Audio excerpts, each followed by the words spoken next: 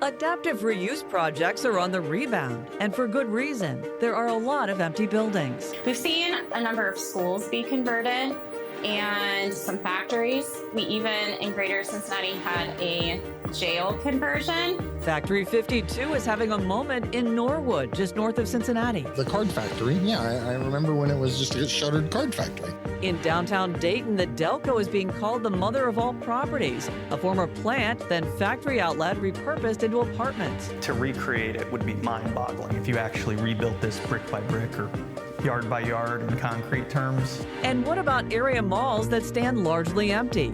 Conversion plans are moving slowly. Every significant retailer out there is in the process of rationalizing their real estate. On this episode, we take a second look at adaptive reuse beyond office space and whether these projects can fill a gap in housing.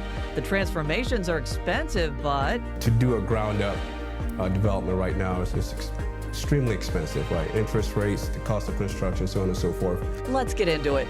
This is Brick by Brick, solutions for a thriving community. Brick by Brick is made possible thanks to leading support from Deborah and Robert Chavez, Greater Cincinnati Foundation, and the George and Margaret McLean Foundation, with additional major support from AES Ohio Foundation, Lori Johnston, Murray and Agnes Seasongood Good Government Foundation, Diane and Dave Moshe, the Robert and Jean Penny Endowment Fund of the Dayton Foundation, the Robert and Adele Schiff Family Foundation, and more. Thank you. Hello, and welcome to Brick by Brick, where we're highlighting solutions for a thriving community in Southwest Ohio. I'm your host, Ann Thompson. Estimates by the auditing firm Deloitte show that within the next decade, 90% of all real estate nationwide will involve adaptive reuse. This means turning a building into something it wasn't originally designed. How much more housing could this create? Office and hotel conversions lead the way, and Cincinnati remains a key player. We focused on office reuse in episode 2 of Brick by Brick. In this episode, we look at factories, warehouses, malls, and schools. The international real estate brokerage firm CBRE has been noticing these transformations. Here's Senior Associate Marianne Taylor. We've seen a number of schools be converted and some factories. We even, in Greater Cincinnati, had a jail conversion. So we've seen it all kind of across the board from an adaptive reuse standpoint. Factory conversions are the next largest slice of adaptive reuse behind offices and hotels.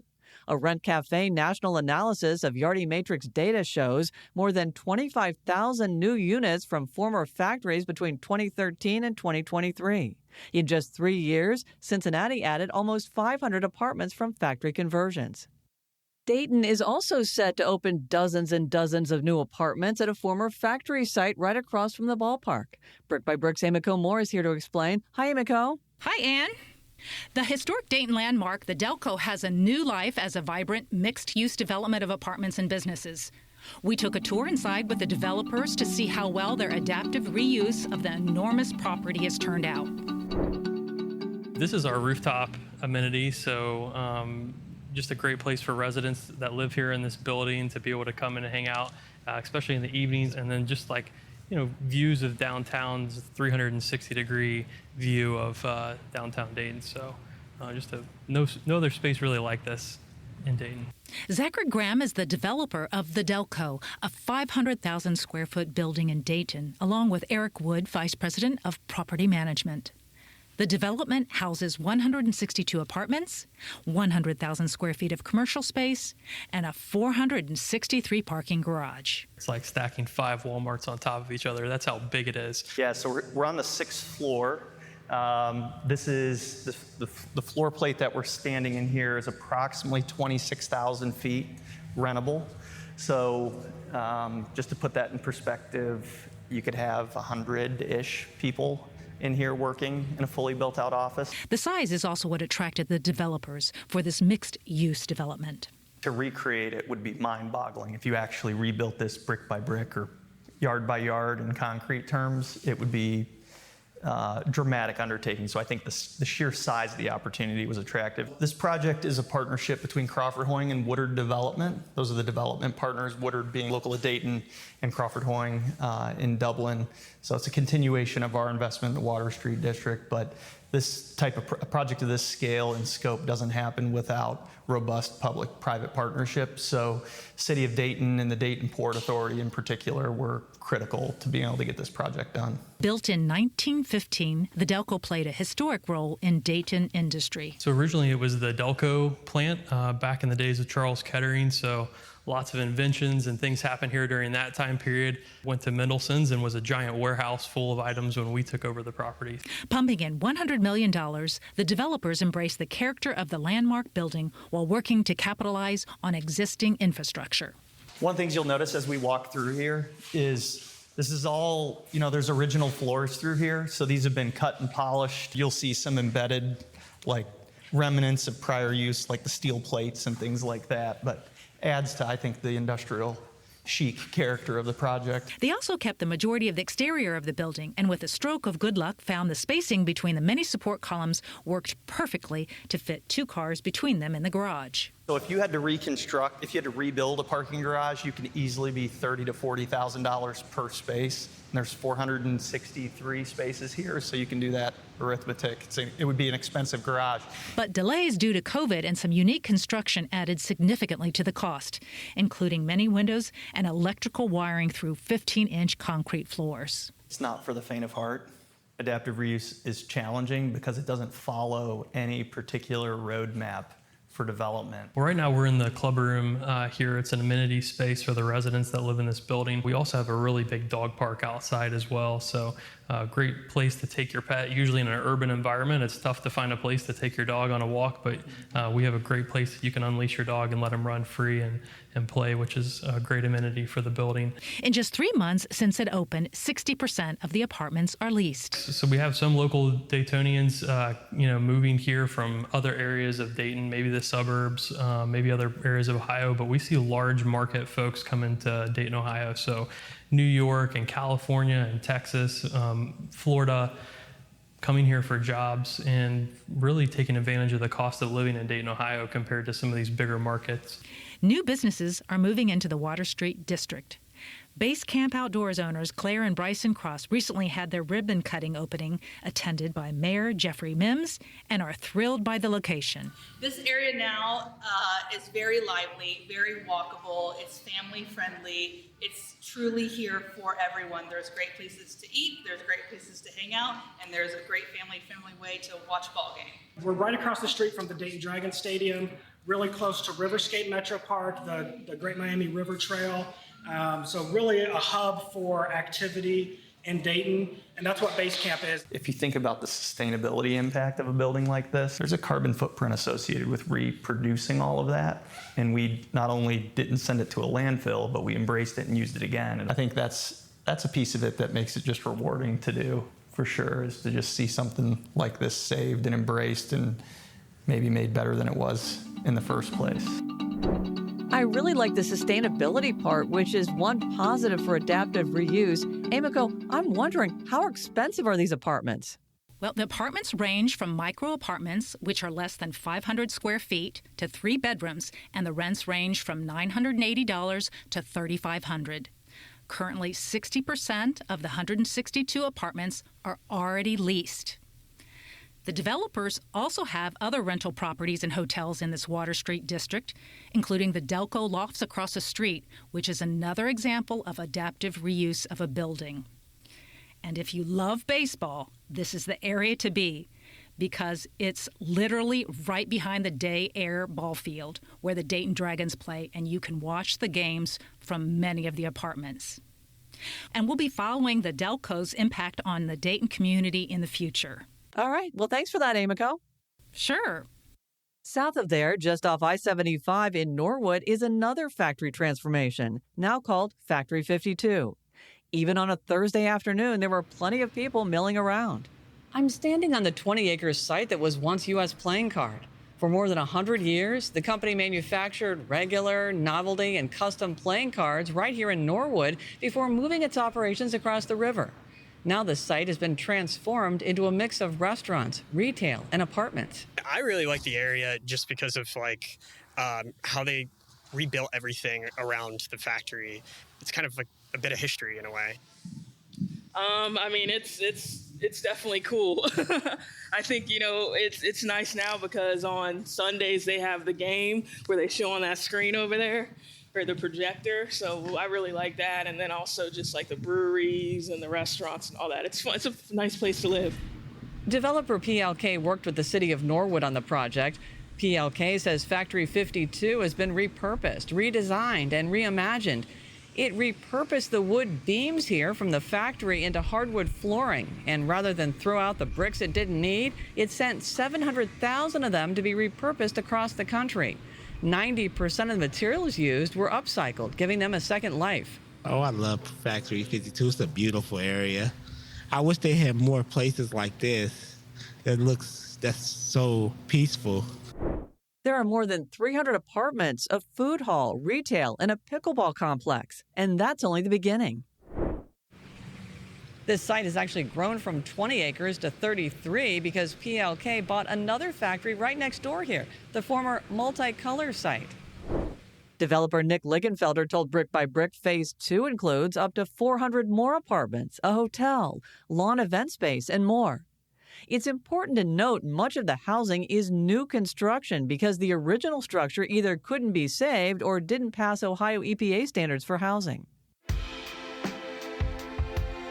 Coming up on Brick by Brick, largely vacant area malls are in the process of being redeveloped. I think people think that you can just bring a bulldozer in and start scraping and flatten everything and start over. It's not that easy.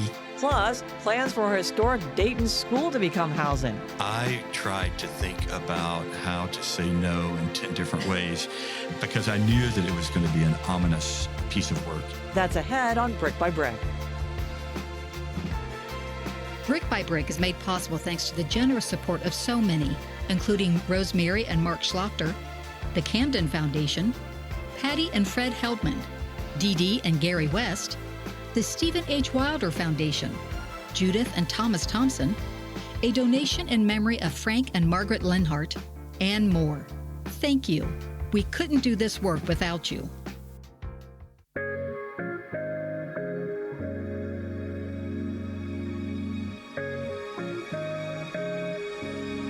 Hey, it's Amy Moore from Brick by Brick. Our new podcast is about finding solutions that will allow our communities to thrive. What does a vibrant and engaging neighborhood look like to you? Maybe it has more restaurants, coffee shops, and art galleries, more multi-generational park activities, or a livelier music scene. We want to know. Please go to the Brick by Brick show page on cetconnect.org or thinktv.org. Just click on the green audience button and tell us what a thriving community looks like to you. You can also email us at brickbybrick@publicmediaconnect.org. Imagine big and wide. Get creative. We can't wait to hear from you. And thanks. Welcome back to Brick by Brick. Have you been to a mall lately? There are plenty of vacancies at Northgate, Tri-County, Forest Fair, Eastgate, and Town Mall. Carl Goertemoeller used to work for a firm that owns the majority of U.S. malls, and for years he oversaw Macy's real estate. Now, as the executive director of UC's Real Estate Center, he's keeping up with redevelopment plans at local malls. He says it's a slow process.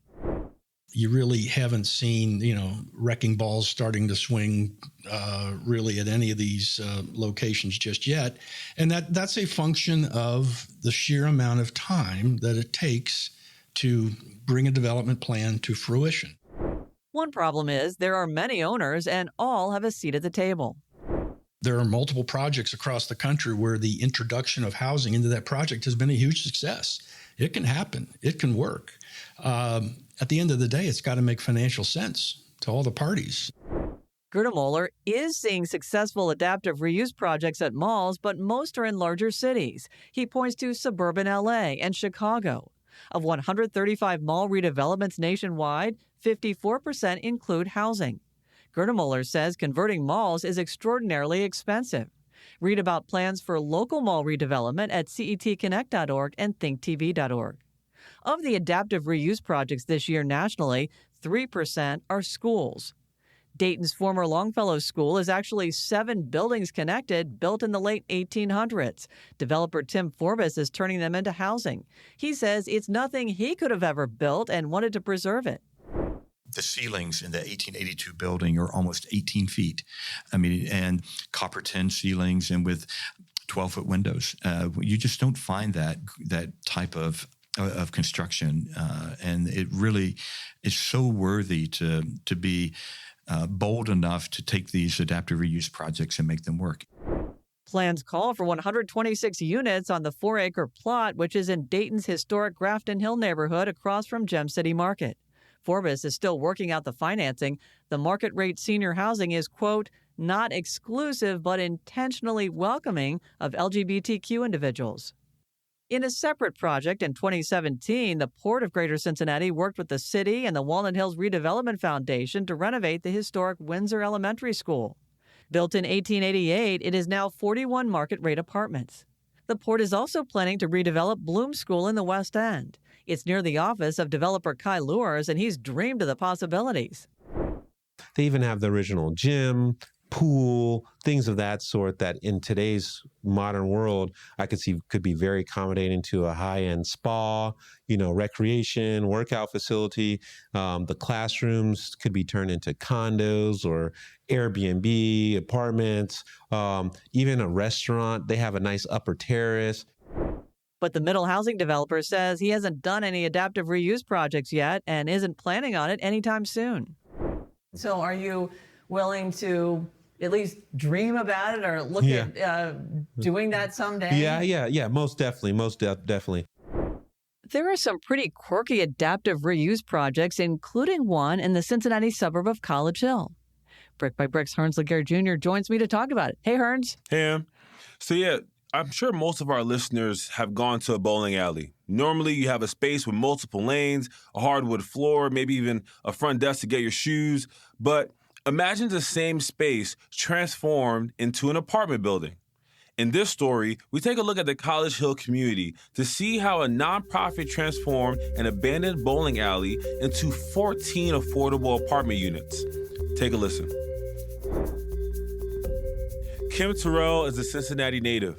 Born and raised in East Clifton, after she retired in 2009, she found herself in the College Hill neighborhood. We have an apartment complex here called the Hollywood. It became an issue for Kim to enter and exit the front door of the historic apartment building after a life-changing incident. In 22, I had a pain in my leg. Long story short, ended up going to the emergency room. I had infections in it. And they brought in this one doctor, and the way he looked at my leg, and I said, get that look off your face. You ain't getting my leg. They wanted to do the procedure that morning. Since then, Kim has relied on her wheelchair to navigate her day-to-day, which was difficult.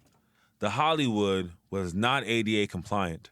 I was paying someone to take me up and down the steps when I had to go places. Trust me, my savings has not come back yet. But little did Kim know at the time, a former bowling alley in the neighborhood that was vacant for quite a while, called Murgard Lanes, was being transformed into affordable housing that was ADA accessible. Kim is familiar with the building, but couldn't see how they were going to transform the space into apartments. Never really thought of it as being housing. I was only in here once, and I remember that it was like tables full of shoes and stuff. It was like one giant hall.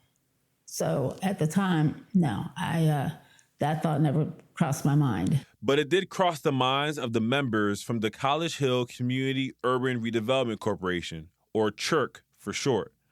This nonprofit owns the Hollywood and aims to transform Murgard into a space that would benefit people like Kim. How do we now turn this building, which was a bowling alley, which converted into a shoe store, how do we convert this into housing? That's Emmanuel Kakari, CEO of CHURC. He saw that the College Hill neighborhood needed Murgard Lanes apartments. You really need a group of folks who have the vision to be able to transform a property like that. Just architecturally being able to kind of figure out what that looks like, figure out zoning, putting all those pieces together presents like a unique set of challenges for what we call adaptive reuse. Home developers 8K Construction shared the same vision with Chirk on how they want to develop the College Hill neighborhood. Principal developer Michael Tuning approaches development differently based on the neighborhood's needs. In a neighborhood like College Hill, where we did the adaptive reuse of Murgard Lanes, we saw a 10,000 square foot single floor plate in a community that also wanted and desired affordable housing. The adaptive reuse made a lot of sense for that neighborhood specifically. But it's hard to strike the perfect design that will remodel a bowling alley into 14 affordable housing units. We really have to give a lot of credit to our architect, who was Arcax Studio. The pure layout of it was very, very difficult to figure out. When we got into it, it was more resembled a cave than anything that had life, because you have 4 walls and 3 of them didn't have any windows. To create robust light safety, they installed skylights in every unit. In addition to that, they formatted the space to have a U-shaped corridor to allow for all the units to fit with front-facing windows as well. Why not just tear it down, start fresh? Why approach it using adaptive reuse methodology? Right. That's a great question. I think the biggest reason is there's so much value there. There's already exterior walls, there's a foundation, there's a roof. There's a lot to work with. So I think in a lot of instances, not all of them, but adaptive reuse can be a more affordable way to make affordable housing. I know you guys were all in this project, but was there any point that you were just like, I don't think this is gonna work? No, we don't think like that. Like it had to work. When you look at some of these buildings and neighborhoods, it's like, I always have this thought like, what else could it be? And to Michael, 8K, and Chirk, they say this project was about more than just making a new development. Both of my partners, we said that if we make $1 from this project, we'll do it. Being able to shine the spotlight on Kim, letting her tell her story, it means the world to us to be able to impact somebody like that. But just across all the work that we do within the community, it starts and ends with how is our work impacting people. Do you think with adaptive reuse, College Hill could be transformed? I think not just in College Hill, in the city of Cincinnati, we just have a great opportunity to rethink what development looks like. Thanks, Hearns. That was interesting. I'm wondering, how is Kim adjusting to her new space? Oh, she loves it. The moment the apartment building opened up, she moved in, and I know she is enjoying the fact that she doesn't have to pay somebody to go up and down the stairs. She's able to gain her independence back, in a sense, right? She's able to navigate with her wheelchair with no issues of entering or exiting the building. Thanks for that, Hearns. No problem. We heard about the challenges of turning a bowling alley into apartments. Architects who work for the international firm BDP came up with the top 10 challenges of adaptive reuse. Among them, installing the latest technology into historic buildings, balancing the needs of the present and the future with the need to preserve the building's unique character. Another thing, when having to add something to one part of the building that the other part doesn't need, like internal insulation, that can create condensation, compromising the building's fabric and structure. The architect in this case solved this with computer simulation. Check out other challenges at cetconnect.org and thinktv.org. We want to hear from you as Brick by Brick develops more episodes. Go to our website, cetconnect.org and thinktv.org, where you'll find a big green button to give feedback. That's where you'll also see related articles, a link to the podcast, and Hearns and Amico's video stories, as well as online extras. We'd love to hear from you. It's time for takeaways, and we bring to the mic Amico Moore and Hearns Laguerre Jr. Hello. Hello. Hey, guys. Amico, what are your thoughts? Well, if a building has enough assets that can be reused and adapted for a new purpose, then it's a great way to reuse building materials and keep them out of landfills, and also create much-needed housing. And especially so if a building has historical significance to the area, then it can help anchor a neighborhood or a community by giving it a strong presence to continue to build the community, like in Longfellow or with the Delco. As long as it makes economic sense, it really can be any type of building, including jails and prisons. One 2024 news report I read said that since the year 2000, 21 states have closed or partially closed at least one correctional facility.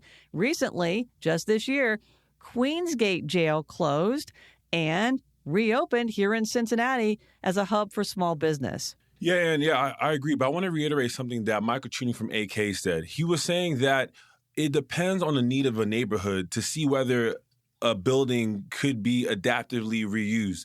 What they encountered was, I would say, a benefit for them because they encountered a bowling alley that had its shell intact, and they were able to transform the space inside to create 14 affordable apartment units. However, they did have some difficulty. They had to reformat the plumbing. They had to reconfigure the lighting so that it could fit a space that fits those 14 units. But that's not always the case. It's not always manageable to create those solutions. Even Michael himself said that adaptive reuse is great, but it's not the solution for every single vacant building, factory, so on and so forth. Thanks for your thoughts, guys. Always very insightful. Thank you. No problem. Coming up on the next episode of Brick by Brick, large apartments are aging at an alarming rate. Meet an Atlanta developer who renovates rundown housing and adds an educational component to help residents thrive, an after-school program. My parents renewed their leases. They weren't worried about their kids after school. I did not have children, running around the property. We sit down with affordable housing developer and author Margie Stegmeyer. Join us for another Solutions Sidebar on the next Brick by Brick. That's our show. If you like what you hear, please rate and review our podcast. It helps make finding the pod a little easier. We hope you learned something about adaptive reuse, and if you did, please share it with your friends and family. For Amy Moore and Hersley Gare Jr., I'm Ann Thompson. We'll be back soon with more solutions. Take care. Our show is produced, hosted, and edited by me, Ann Thompson, with reporting and story editing from Hersley Gare Jr. and Amy Moore. Our executive producer is Mark Lammers. Our show consultant is Gloria Skursky. Gabe Wimberly is our audio engineer and mixer. Zach Kramer runs the lights and cameras. Derek Smith is our production specialist, and Jason Garrison is our production manager. Kelly May heads up our marketing and promotions, along with Mike Shea and Bridget Dillenberger. Alyssa Stephenson handles the website, and Steve Wright is our designer. Bill Dean and Andreas Kruja are the engineers for the show, and our chief content officer is Colin Shenamblo. Our music is from Universal Production Music. Brick by Brick, Solutions for a Thriving Community is a production of CET and Think TV, Southwest Ohio PBS member stations.